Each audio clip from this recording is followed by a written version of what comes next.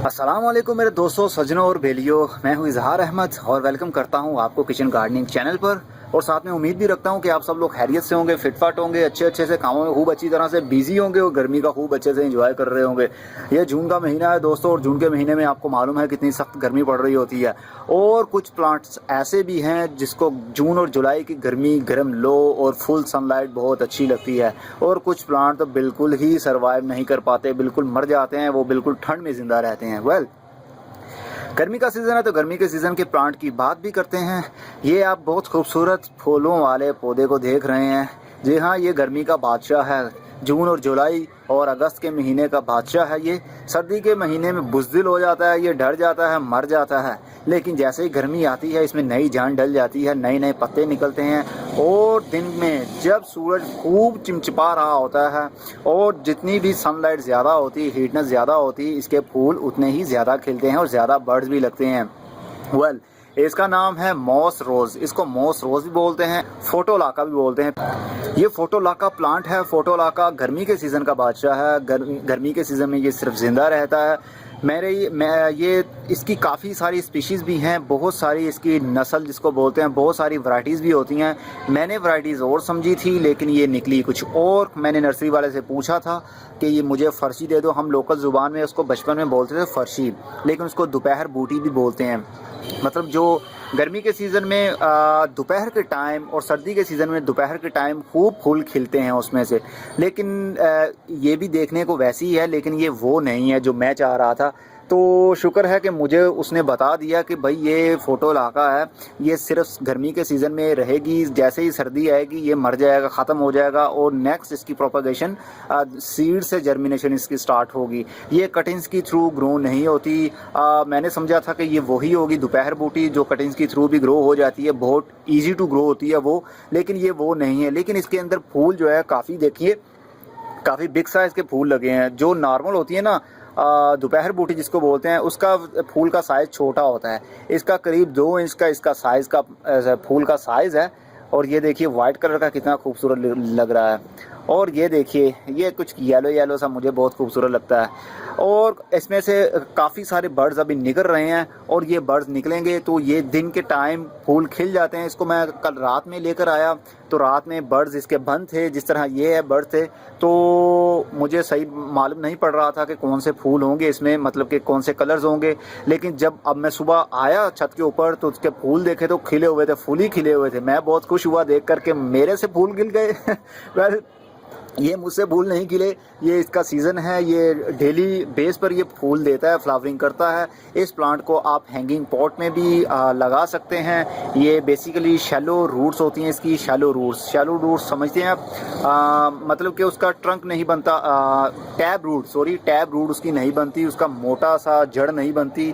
Just shallow roots होती हैं, मतलब कि लेफ़्ट राइट हॉरिजेंटली और वर्टिकली फैलने वाली जो होती है ना, ग्रोथ करने वाली, वो होती है। मतलब ज़्यादा डीपली नहीं जाती, ऊपर वाले सरफेस एरिया पर ही करीब 2 से 3 इंच डीपली ये ज़मीन के अंदर रहती हैं, इससे ज़्यादा नीचे नहीं जाती। और ये इतना इजी टू ग्रो है। अगर आप इसको लगा देते हैं ना अपने, मतलब कि क्यारी में लगा दें आप, या यार्ड में लगा दें आप, या जहाँ भी खुली जगह हो, या बड़े कंटेनर में आप लगा दें तो मान लीजिए अगर आपके पास कोई पौधा लगा हुआ है, बोनसाई पौधा है, तो उसके सरफेस एरिया पे राउंड पे आप ये लगा दें, एक एक इसकी स्टेम्प लगा देंगे तो ये ग्रोथ करेगा। और इतनी ग्रोथ करेगा कि जितने भी सारा सरफेस एरिया होगा उसको कवर कर लेगा। जिस तरह पुदीने का पौधा होता है ना, मिंट प्लांट, वो भी बहुत ईजी टू ग्रो होता है और जल्दी बढ़ता है। तो वैसे ही रूट्स इसकी है, वो भी शैलो रूट्स होती हैं, ये भी शैलो रूट्स हैं। तो ये जल्दी बढ़ेंगी और सारा जो मिट्टी है आपकी उसको कवर कर देगी, उसके ऊपर छाया कर देगी, इतनी इसकी ग्रोथ बढ़ती है। और ये बिल्कुल नो मेंटेनेंस प्लांट है, क्योंकि ये गर्मी का बादशाह है, इसलिए इसको पानी की ज़रूरत भी ज़्यादा नहीं होती। इसको जितना पानी आप कम देंगे उतनी फ्लावरिंग भी ज़्यादा करेगा और ज़्यादा इसके जो पत्ते हैं वो भी ग्रीन, ओवर ग्रीन रहेंगे। उसकी रीज़न कुछ ये है, इसको पानी की ज़रूरत इसलिए कम होती है। अगर ये बिल्कुल भी ड्राई हो जाए ना, इसका जो सॉइल है इसकी बिल्कुल भी ड्राई हो जाए तो घबराइएगा नहीं, ये पौधा जल्दी मरने वाला नहीं है। क्योंकि जो इसके लीव्स हैं ना, मैं आपको तोड़ के दिखाता हूँ।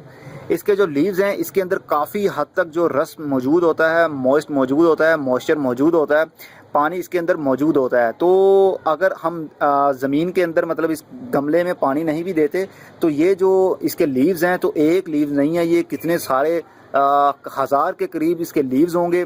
तो हर एक जो पत्ता है इसका, इसके अंदर कितना कितना पानी होगा, तो ये अपने पानी जो पत्ते हैं वहीं से अपनी ज़रूरत, अपनी नीड पूरी करता रहता है पानी की। इसको ज़्यादा नाइट्रोजन की ज़रूरत होती है। अगर आप फर्टिलाइज़र यूज़ कर रहे हैं तो उसमें ऐसा यूज़ कीजिए जिसमें ज़्यादा नाइट्रोजन की क्वांटिटी, मात्रा ज़्यादा हो, तो तभी आपका ये स्टेबल रह पाएगा। आप समझ रहे हैं। मैंने कहा था कि शायद ये सर्दी में रह पाए, लेकिन उस माली ने बोला कि नहीं। मैंने 2 विज़िट की नर्सरीज़, मैंने दोनों से सेम ही बात सुनी, तो फिर मुझे यकीन हो गया कि वाकई में ये सर्दी में मर जाएगा। वेल, देखते हैं अब ये मुझसे मरेगा या नहीं, लेकिन मैंने इसके बारे में सर्च कर लिया है। इसको अगर हाई नाइट्रोजन आप देंगे, फर्टिलाइज़र कोई हाई नाइट्रोजन वाला देते हैं, जिस तरह फ़िश मील है ना, मछली की खाद होती है, और बून मील है, बून मतलब कि हड्डियों की खाद होती है, उसमें काफ़ी हद तक नाइट्रोजन पाई जाती है। अगर तो हम उसको नाइट्रोजन देते हैं इसमें, तो ब्लड मील में सबसे ज़्यादा नाइट्रोजन पाई जाती है। मतलब खून वाली एक खाद मिलती है। मैंने ऑलरेडी एक वीडियो बनाई हुई है ब्लड मील के ऊपर, आप सर्च करेंगे मेरी प्लेलिस्ट में जाइए, वहाँ पर फर्टिलाइज़र की प्लेलिस्ट में जाएंगे तो आपको सारे फर्टिलाइज़र शो हो जाएंगे। ब्लड मील के नाम से टाइटल होगा, आप उसको वॉच कीजिए। ब्लड मील अगर हम इसको देते हैं, may B I think so कि सर्दी के सीज़न में अगर ब्लड मील अच्छी क्वांटिटी हम इसको देते हैं, ऑफ़र करते हैं हर 2 से 3 रोज़ के बाद, तो ये मे बी कि ये स्टेबल रह पाए और ये फ्लावरिंग भी करता रहे। लेकिन ये सर्दी के सीज़न में वैसे मर जाता है। वेल, अब मैं कोशिश करूंगा, इसको देखूंगा जैसे ही सर्दी का सीज़न आएगा। फ़िलहाल तो कोई यकीन नहीं है इसका कब तक ये ज़िंदा रहता है, कब तक नहीं। ओके, ये देखिए मैं आपको पत्ता दिखा रहा था। इसका पत्ता काफ़ी स्लाइस टाइप है, जिस तरह एलोवेरा का पत्ता होता है ना, उसमें काफ़ी रस मौजूद होता है, स्लाइस होता है, पल्प होता है, तो कुछ ये भी उसी टाइप का है।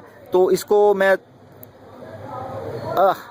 ये देखिए इसके अंदर कितना रस है, ये देख रहे हैं आप, ये, और काफ़ी जो है ना चिपचिपा सा भी है।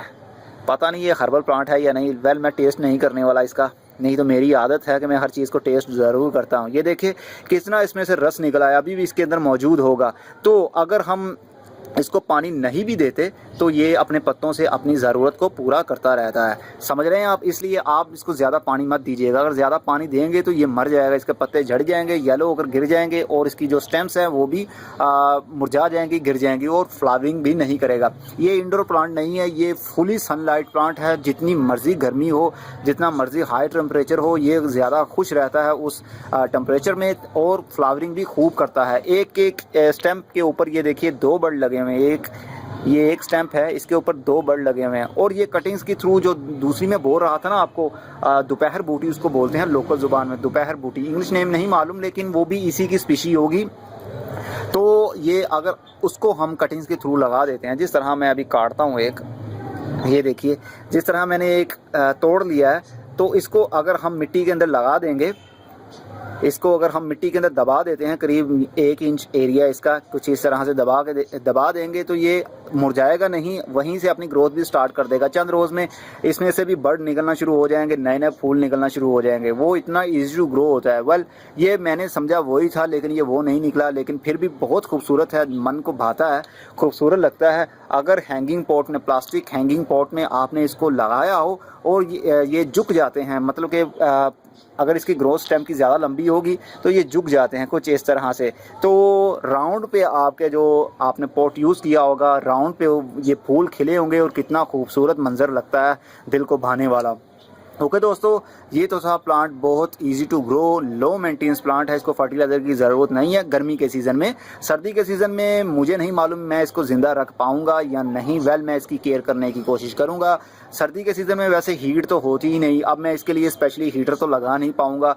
वेल, मैं सोर्स दूंगा इसको नाइट्रोजन का, ब्लड मील फर्टिलाइज़र का ज़्यादा सोर्स इसमें यूज़ करूँगा, क्वांटिटी ज़्यादा यूज़ करके देखूंगा, अप्लाई करूंगा। मे बी के एक्सपेरिमेंट मेरा कामयाब हो जाए तो फिर ये 12 महीने पौधा स्टेबल रह पाएगा और फूल भी देता रहेगा।